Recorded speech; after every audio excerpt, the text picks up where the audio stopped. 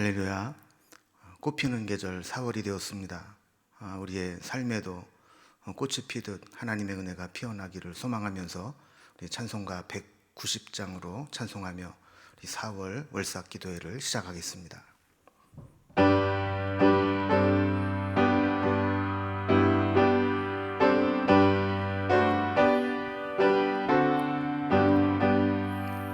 성령이여 강림하사 나를 감화하시고 애통하며 회개한 맘 충만하게 하소서. 예수여 비오니 나의 기도 들으사 애통하며 회개한 맘 충만하게 하소서. 성령이여 강림하사 크신 권능 주소서. 원하옵고 원하오니 충만하게 하소서. 예수여 비오니 나의 기도 들으사 애통하며 회개한 맘 충만하게 하소서. 힘이 없고 연약하나 엎드려서 비오니 성령 강림하옵소서. 충만하게 하소서. 예수여 비오니 나의 기도 들으사 애통하며 회개한 맘 충만하게 하소서. 정케하고 위로하사 복을 받게 하소서. 충만하게 하시오니 무한 감사합니다. 예수여 비오니 나의 기도 들으사 애통하며 회개한 맘 충만하게 하소서. 아멘. 우리 월삭 헌금 드린 예물을 위해서 기도하겠습니다. 하나님 아버지, 지난 3월도 하나님 은혜 가운데 지켜주시고 4월을 시작할 수 있도록 인도해 주셔서 감사합니다. 하나님의 은혜는 언제나 변함이 없고 4월에도 동일하게 저희들을 돌보시고 인도하실 것을 믿고 주님 의지하고 살아가기를 원합니다.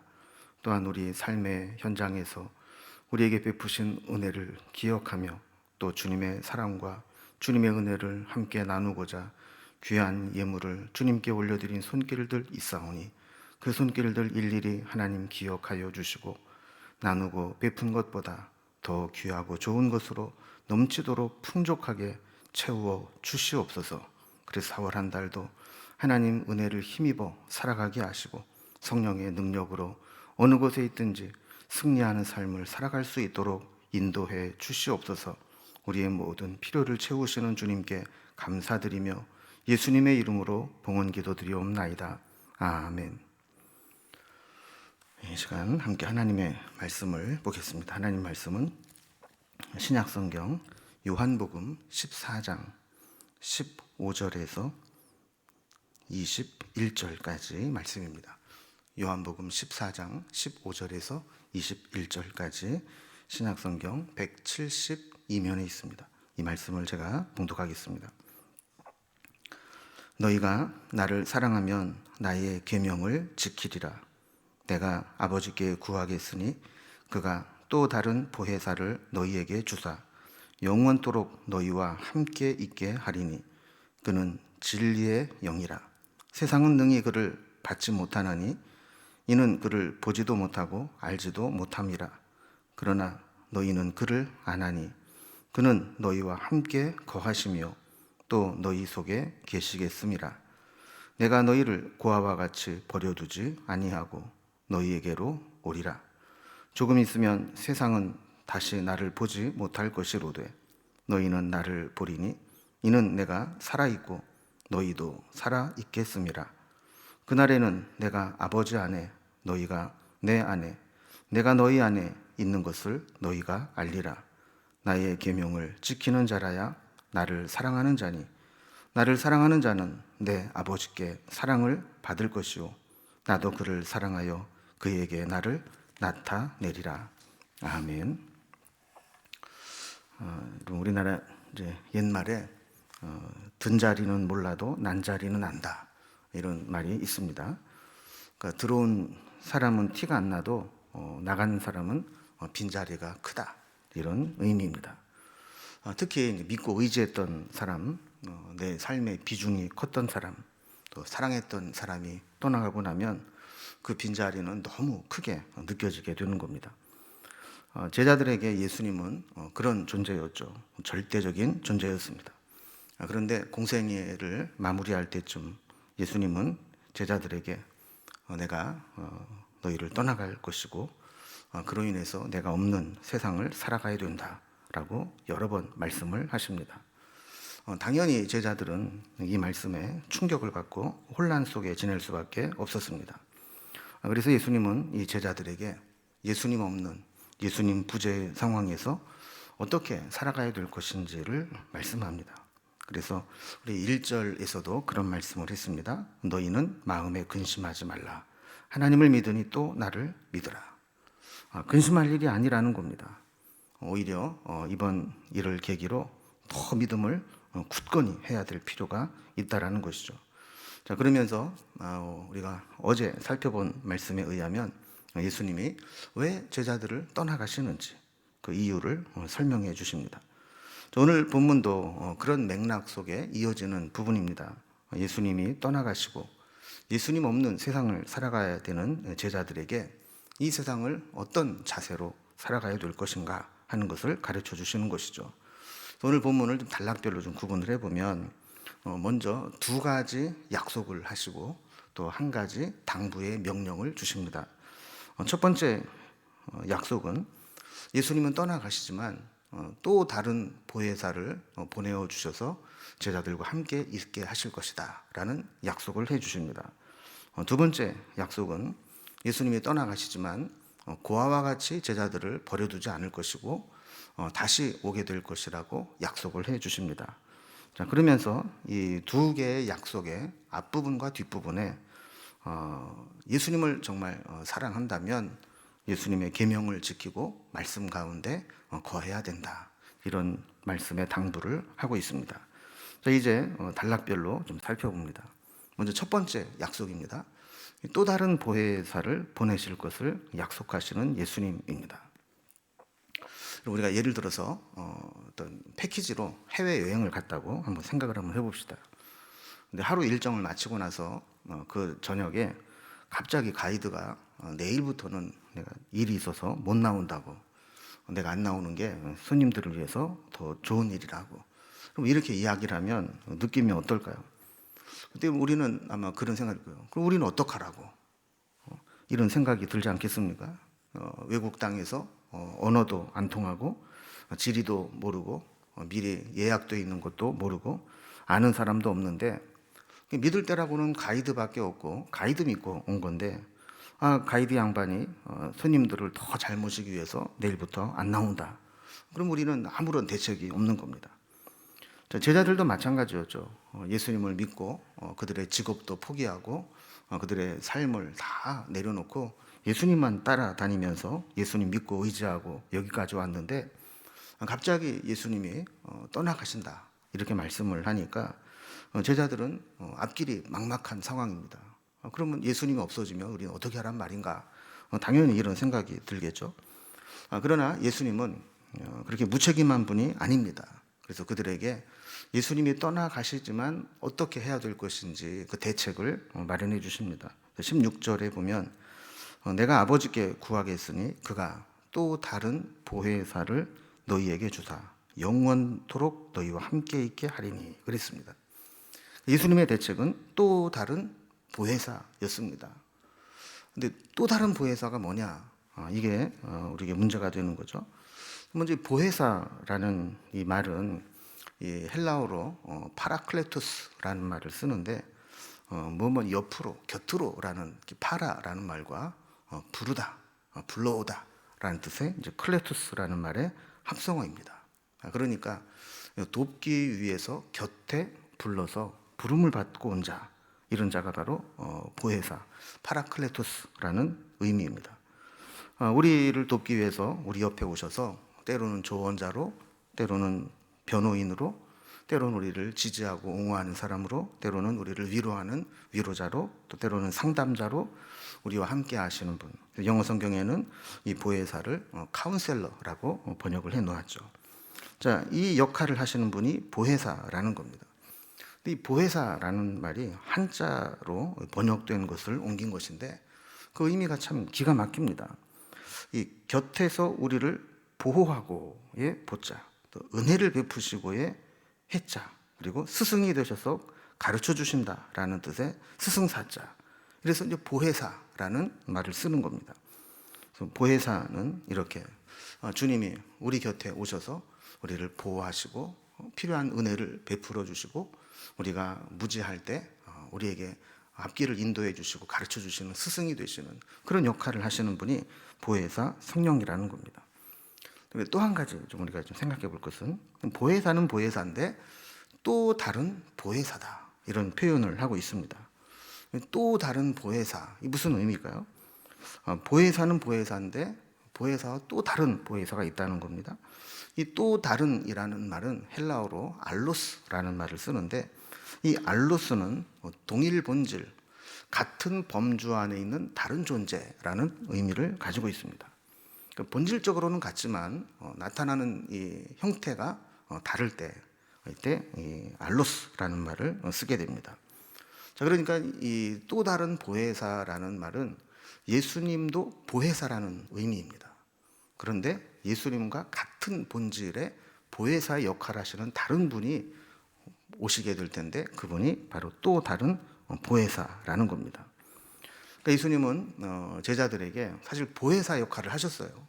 제자들을 보호해 주시고 그들에게 필요한 것들을 채우시고 은혜를 베풀어 주시고 그들에게 말씀으로 가르쳐 주시면서 그들의 삶을 이끌어 주신 거죠. 자, 그런데 예수님이 하셨던 것과 똑같은 역할을 동일 본질의 다른 분으로 보내주실 것이다 라고 말씀하는 것이 바로 성령님이라는 거예요. 이 또 다른 보혜사는 오셔서 영원토록 제자들과 함께 있을 것이다 라고 말씀을 해 주십니다. 자, 그런데 이제 제자들은 이 예수님이 떠나시면서 보내주시겠다고 약속한 이 또 다른 보혜사가 어떤 분인지를 아직 모릅니다. 그러니까 말씀만 지금 듣는 거지 한 번도 경험해보지 못했기 때문에 또 다른 보혜사가 아무리 좋은 분이고 아무리 우리와 함께 할 것이라고 해도 그걸 이해할 수가 없습니다. 그래서 예수님은 그 보혜사 성령님에 대해서 부연 설명을 해 주십니다. 17절 말씀에 보면 그는 진리의 영이라 세상은 능히 그를 받지 못하나니 이는 그를 보지도 못하고 알지도 못함이라. 그러나 너희는 그를 아나니 그는 너희와 함께 거하시며 또 너희 속에 계시겠음이라 그랬습니다. 여기 보혜사 성령님을 진리의 영이다 그랬습니다. 성령님은 진리의 영입니다. 예수님께서 내가 곧 길이요 진리요 생명이니 라고 말씀하신 것처럼 예수님도 보혜사로서 진리셨어요. 그런데 그 진리이신 예수님의 역할을 하시기 때문에 성령님도 진리의 영으로 오셨다라는 겁니다. 근데 문제는 세상은 성령님이 어떤 분인지 보지도 못했고 알지도 못하기 때문에 성령님을 받아들일 수가 없다라는 거예요. 그러나 예수님의 제자들은 이 예수님의 가르치심과 약속에 의해서 성령님에 대해서 들었어요. 또 알았어요. 그리고 약속대로 믿고 그분을 만나게 될 겁니다. 그래서 그분을 받아들이면서 제자들과 함께 거하게 될 것이다 라고 약속하시는 거죠. 그럼 이걸 보면 예수님은 늘 제자들 곁에 계셨어요. 옆에. 그러나 보혜사 성령님이 오시면 그 성령님은 제자들 속에, 그들 속에서 그들과 함께 계시겠다고 약속하는 겁니다. 그래서 예수님은 육신의 몸을 입고 오셨기 때문에 늘 제자들 옆에 계셨지만 예수님이 떠나고 나시면 보혜사 성령님이 오셔서 각 제자들의 마음 속에, 그 심령 속에, 그 속에서 그들과 함께 거하시겠다라는 거예요. 자, 그분이 오시면 우리와 함께 계셔서 우리에게 보혜사의 역할을 해 주시고 우리를 도와주십니다.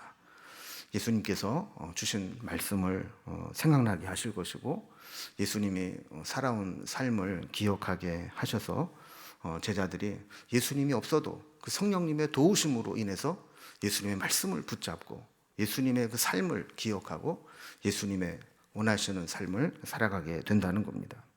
자, 이것이 떠나가시는 예수님께서 제자들에게 약속하신 첫 번째 약속이었습니다. 또 다른 보혜사를 제자들에게 주시겠다 하는 것입니다. 자, 두 번째 약속은 제자들을 고아와 같이 버려두지 않고 다시 오실 것이다 라는 약속입니다. 자, 예수님의 떠나가심으로 생긴 부재는 또 다른 보혜사가 오심으로 채워지는 것을 약속했습니다. 그래서 예수님은 예수님의 떠나심으로 인해서 제자들이 고아와 같이 버림받은 상태로 두지 않겠다라는 겁니다. 18절 말씀을 보면 내가 너희를 고아와 같이 버려두지 아니하고 너희에게로 오리라 그랬습니다. 당시 이 고아는 사실 법적으로 아무런 보호를 받을 수 없는 위치에 있는 사람입니다. 무슨 일이 생길 때 누구도 그를 보호해 주거나 변호해 줄 수 없는 가장 연약하고 위태로운 사회적 약자입니다. 그러니까 예수님이 없는 제자들은 어떻게 보면 고아와 같은 존재라는 거죠. 예수님 없이는 아무것도 할 수 없는. 그리고 예수님이 부활하시고 승천하시고 난 이후에는 수많은 공격을 받게 될 텐데 그들의 힘만으로는 감당할 수 없는 그런 상황입니다. 그래서 보혜사의 오심을 말씀해 주셔도 제자들은 여전히 불안할 수밖에 없었죠. 그래서 예수님은 재차 강조해 주시는 겁니다. 내가 너희를 떠나가는 것은 내가 무능력해서도 아니고 너희를 외면해서도 아니다. 너희를 고아와 같이 내버려 두지 않겠다. 내가 반드시 다시 오겠다라고 약속을 해 주시는 겁니다. 물론 예수님께 다시 오시겠다, 너희에게로 오리라 한 말씀은 육신의 몸을 입고 예수님이 다시 오시겠다는 것이 아니고 예수님 대신에 성령님이 오시겠다라는 겁니다. 지금은 그들이 이 말씀을 이해하지 못하지만 오순절 성령 강림 사건을 경험하고 나면 그들이 그때 예수님이 하신 말씀이 이것이구나라는 것을 알게 될 것입니다. 그래서 19절에 보면 예수님이 이렇게 설명을 합니다. 조금 있으면 세상은 다시 나를 보지 못할 것이로되 너희는 나를 보리니 이는 내가 살아있고 너희도 살아있겠음이라 그랬습니다. 여기 보면 조금 있으면 세상이 나를 보지 못할 것이다. 이 말은 예수님은 부활하신 후에 승천하셔서 더 이상 육신의 몸으로 예수님을 볼 수 없을 것이다 라는 겁니다. 그러나 너희는 나를 보리니 라고 한 것은 제자들이 예수님의 약속하신 대로 보혜사 성령님으로 오신 예수님을 성령님을 체험하고 성령님을 통해서 또 다른 보혜사를 보게 될 것이다 라는 말씀이죠. 자, 그렇게 되면 20절 말씀과 같이 그날에는 내가 아버지 안에 너희가 내 안에 내가 너희 안에 있는 것을 너희가 알리라 그랬어요. 그럼 보혜사는 대외적으로는 세상의 위협으로부터 제자들을 보호합니다. 그리고 대내적으로는 제자들과 하나님이 예수님 안에서 연합되는 역할을 합니다. 그래서 이 말씀을 잘 보면 예수님이 아버지 안에, 제자들이 예수님 안에, 그리고 예수님이 제자들 안에 서로 연합되어 있음을 말씀합니다. 자, 그러니까 우리가 예수님 안에 있고 예수님은 하나님 안에 계시고 또 그 예수님이 우리와 함께 계시고 이렇게 예수님과 우리와 하나님이 삼중으로 서로 연합되는, 서로 거하여 있는 그런 관계를 만드시는 분이 바로 성령님이라는 거죠. 그래서 우리는 예수님을 곁에 모시고 살아갔던 삶보다 성령님이 우리 가운데 오심으로 인해서 예수님과 하나님, 성령님 또 제자들 사이에 서로 상호 거하고 상호 연합되어 있는 그런 은혜를 입게 된다라는 겁니다. 자, 그러니까 두 가지 약속을 했죠. 하나는 보혜사 성령님을 보내주실 것이다. 또 하나는 고아와 같이 내버려 두지 않고 다시 너에게로 올 것이다. 자, 이 두 약속을 우리가 받았다면 우리 그 다음에 어떻게 해야 될 것인가? 세 번째 단락입니다. 사랑하면 계명을 지키게 된다. 우리 첫번째 중요한 것은 예수님을 믿고 사랑하는 겁니다. 예수님 믿고 사랑한다는 것은 예수님이 주신 계명을 지키며 살아간다는 것입니다. 예수님이 없는, 우리 눈에 예수님이 보이지 않는 그 세상을 살아갈 수 있는 힘은 예수님을 사랑하고 예수님의 계명을 지키는 것이라는 것이죠. 자, 주님은 보혜사를 보내주실 것이고 또 고아와 같이 버려두지 않을 것이다. 약속을 주시면서 이 약속 앞뒤에 중요한 당부의 명령을 주십니다. 자, 이 약속을 주시기 전에 15절에 보면 너희가 나를 사랑하면 나의 계명을 지키리라. 이러면서 첫 번째 약속이 시작되었습니다. 자, 그리고 두 번째 약속을 주신 후에는 21절에 나의 계명을 지키는 자라야 나를 사랑하는 자니 나를 사랑하는 자는 내 아버지께 사랑을 받을 것이요 나도 그를 사랑하여 그에게 나를 나타내리라 그랬습니다. 약속 준수의 전제는 사랑입니다. 사랑하면 약속을 지키게 되고 사랑하면 말한 것을 마음에 새기고 그 말을 지키게 됩니다. 예수님은 약속하신 것을 신실하게 지키시는 분입니다.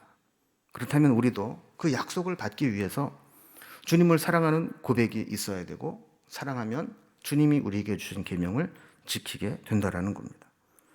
우리가 주님을 사랑하는 것은 주님의 계명을 지킴으로 증명할 수 있습니다.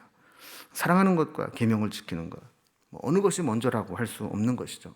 사랑하면 계명을 지키게 되고 계명을 지킴으로 주님을 사랑하는 것을 증명하게 되는 겁니다. 오늘 말씀을 마무리합니다. 예수님이 주신 이 말씀의 가장 중요한 것은 성령님께서 지금도 우리와 함께 하신다는 겁니다. 보혜사 성령님께서 우리와 함께 하신다면 당연히 우리도 성령님과 함께 살아가야 합니다. 우리가 살아가는 삶의 현장에서 우리 하나님의 도우심이 필요할 때마다 성령님의 도우심, 보호하심, 인도하심을 받아야 합니다. 예수님께서 제자들과 함께 계시면서 그들을 돌보시고 보호하시고 은혜를 베푸시고 인도하신 것처럼 성령님이 그들을 인도하셨습니다. 뿐만 아니라 예수님을 주로 고백하는 우리에게도 성령님은 오셔서 손님처럼 잠시 다녀가시는 분이 아니고 내 안에 거하셔서 우리의 모든 연약함 가운데, 우리의 모든 필요 가운데 그 성령님을 의지하고 성령님이 주시는 힘과 은혜로 살아가게 되는 겁니다. 여러분, 우리가 한번 돌아봅시다. 우리가 지금까지 살아오면서 얼마나 성령님을 의지하고 살았는지, 얼마나 성령님의 은혜와 보호하심과 능력 주심과 인도하심 따라 살아왔는지 한번 돌아봅시다. 바라기는 이번 4월 한 달도 보혜사 성령님의 은혜 가운데 살아갈 수 있기를 소망합니다.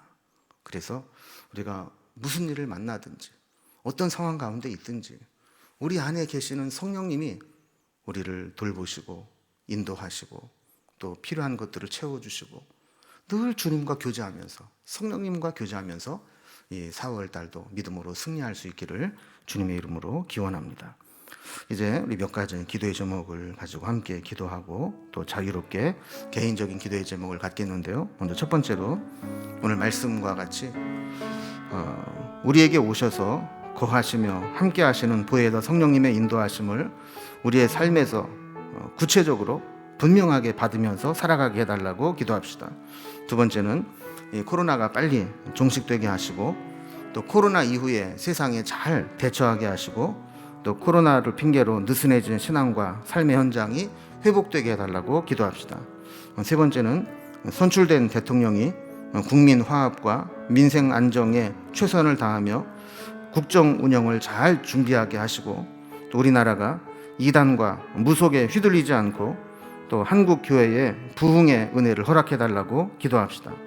네 번째로 4월 달도 성령의 인도하심 가운데 살게 하시고 우리 개인과 가정의 기도의 제목들이 응답받게 하시며 또 우크라이나 전쟁이 하루빨리 끝나게 해주시고 또 코로나와 여러 환우, 노환으로 있는 우리 어르신들 그리고 여러 가지 어려움을 겪고 있는 분들 그리고 우리의 자녀들에게 은혜를 베풀어 달라고 우리 한번 합심해서 기도하신 후에 각자의 기도의 제목들로 이어서 기도하겠습니다. 함께 기도하겠습니다. 하나님 아버지, 오늘 저희들에게 4월 월삭 기도회로 모여서 하나님 앞에 예배하며 기도하며 시작할 수 있도록 인도해 주셔서 감사합니다. 늘 하나님께서 우리와 함께 하시고 동행하시고 필요한 은혜를 베풀어 주심을 믿고 감사합니다. 특별히 오늘 말씀과 같이 예수님은 이 땅에 계시다가 승천하셨지만 그 이후에 보혜사 성령님을 보내어 주셔서 늘 우리와 함께 하시며 우리 속에 거하시며 영원히 떠나지 아니하시고 우리의 모든 필요를 채워주시고 우리의 스승이 되어주시고 은혜를 베푸시고 보호자가 되시고 인도자가 되시고 또한 우리의 변호인이 되어주시고 우리의 또 상담자가 되어주시고 위로자가 되어주셔서 우리가 어떤 삶의 현장을 만나든지 우리 성령님이 우리를 도우시고 인도하여 주심을 믿고 감사합니다. 바라기는 필요할 때 성령님의 인도하심과 도우심과 돌보심이 늘 우리 가운데 함께함을 체험할 수 있도록 인도하여 주시옵소서. 삶의 현장에서 구체적으로 분명하게 성령님의 인도하심과 도우심을 받으며 살아가게 하시고 고아와 같이 혼자 힘겹게 헤매고 외롭게 고통스럽게 감당하지 않게 하시고 모든 것을 주님께 맡기고 성령님의 도우심으로 능히 이겨내고 또 해결함을 받을 수 있는 저희들의 삶이 될 수 있도록 인도하여 주시옵소서. 하나님 아버지, 코로나가 정점을 지나 이제 완만하게 아버지 하나님 또 잦아들고 있습니다. 하루빨리 이 코로나가 종식되게 하시고 또 코로나 이후에 세상에 잘 대처할 수 있도록 인도하여 주시며 또한 코로나로 핑계로 느슨해진 신앙과 우리의 삶의 현장들이 하루속히 회복될 수 있도록 인도하여 주시옵기를 간절히 빌고 원합니다. 우리 많은 국민들이 코로나로 인해서 많은 피해를 입었고 또 많이 지쳐있고 힘들어하고 있습니다. 지금도 코로나에 감염되어서 격리 또 생활을 받고 있고 또 후유증으로 또 지쳐있는 우리 백성들을 위로하여 주시고 고쳐주시고 특별히 우리 성도들의 삶을 건강을 우리 주님이 지켜주시옵기를 간절히 빌고 원합니다. 아버지 하나님, 또한 선출된 대통령이 국민 화합과 민생 안정에 최선을 다하게 하여 주시고 또 국정 운영을 잘 준비하게 하여 주셔서 큰 혼란과 어려움이 없이 정권 교체가 잘 이루어지고 아버지 하나님, 우리나라가 더욱더 굳건히 서갈 수 있는 기회가 될 수 있도록 인도하여 주시옵소서. 또한 우리나라가 이단과 무속에 휘둘리지 않게 하여 주시고 아버지, 도리어 한국교회 부흥의 은혜를 허락해 주시고 다시 한번 선교의 불씨가 되어서 하나님의 나라 확장을 위해 쓰임받는 나라가 될 수 있도록 도우시고 이 땅에 속해 있는 모든 한국 교회들을 아버지 하나님 올바르게 개혁하며 세울 수 있도록 도우시고 인도하여 주시옵소서. 아버지, 4월 한 달도 성령의 인도하심 가운데 살아갈 수 있도록 은혜를 베풀어 주시고 또한 개인과 가정에 여러 가지 기도의 제목들이 있사오니 주님 앞에 일일이 고백하며 기도할 때에 우리 기도 제목들을 들으시고 선한 길로 응답하여 주시고 하나님의 응답이 어떻게 임하시는지 저희들이 알 수 없사오나 주님의 때 주님의 방법으로 우리에게 선한 길로 인도하여 주실 때 그 응답을 저희들이 받아들이며 따라갈 수 있는 저희들이 될 수 있도록 도우시고 인도하여 주옵소서. 우크라이나의 전쟁이 하루속히 끝나기를 원합니다.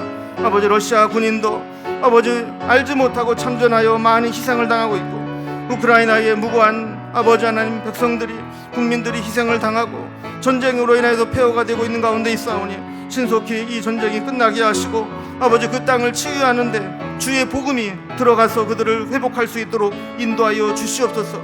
아버지 선교사들을 아버지 축복하여 주셔서 지금 안타까운 마음으로 아버지 다시 복귀하기를 기다리고 있사오니 아버지 황폐한 그 땅을 하나님 복음으로 다시 치유하고 아버지 이런 우크라이나 전쟁이 오히려 아버지 전쟁 이후에 복음으로 그들을 섬기고 세울 수 있는 기회가 될 수 있도록 우리 한국교회가 준비하며 후원할 수 있도록 인도하여 주시옵소서. 아버지 우리 환우들과 노환으로 아버지 힘겨운 우리 어르신들의 건강을 우리 지켜주시기를 원하고 또한 삶의 경제적인 문제 여러 가지 어려움을 겪는 분들을 주님께서 아버지 하나님이여 함께하여 주시기를 원하며 또 우리 자녀들의 진로와 또 앞으로의 모든 계획들도 하나님의 선하신 뜻 가운데 인도하여 주셔서 우리 교회를 통하여 믿음의 일꾼들이 세워지게 하여 주시고 이 한국 교회와 이 사회를 아버지 기둥같이 아버지 하나님이여 세워나갈 수 있는 그런 믿음의 용사들이 우리 교회를 통해 많이 배출될 수 있도록 아버지 도우시고 인도하여 주시옵소서. 이제 개인적으로 아버지 앞에 기도 제목을 가지고 나아가 엎드리는 주의 백성들의 기도를 들어주시고 아버지 4월 한 달도 믿음으로 승리하며 여기까지 우리를 도우셨다고 에베네셀 하나님을 고백하는 한 달이 될 수 있도록 인도하여 주시고 아버지 또한 여호와 이레로 우리가 살아가는 모든 하루하루를 주의 선하신 가운데 이끌어 주시기를 원하며 매일매일 삶 속에서 임마누엘의 하나님으로 우리와 함께 하신 하나님을 고백하며 살아갈 수 있도록 아버지 도우시고 인도하여 주시옵소서. 하나님께서 아버지 우리 교회와 이 나라와 민족과 가정과 우리 일터를 지켜주시옵소서.